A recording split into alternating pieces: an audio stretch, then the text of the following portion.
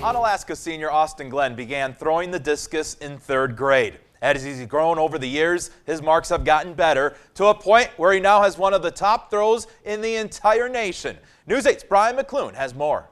The tips of your fingers over the edge. Onalaska senior Austin Glynn knows a thing or two about throwing the discus. People are always saying, like, the longer levers you have, the further you throw, and that has a little bit to do with it, but it's also a lot of form though too.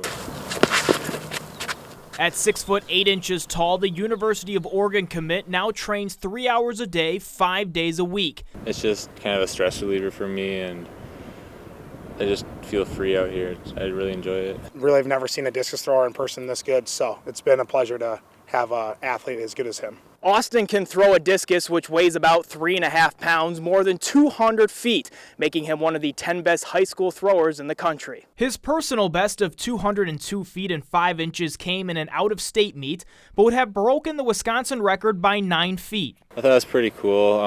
I've been throwing kind of around there, and finally to hit that mark in a meet, it was pretty nice to see. We were really excited for him. I mean, he's worked hard, he deserves it, so looking forward to the rest of the year. Glynn hopes to add another 30 feet on his throws this season and achieve the one thing that has eluded him in his high school career, a state title. Finishing runner-up 2 years ago, Glynn fouled on all his attempts at last year's state meet. It's on my goals, yeah, and this year just kind of focusing on staying in the ring and getting my form better. Reporting from Onalaska, Brian McClune, News 8 Sports.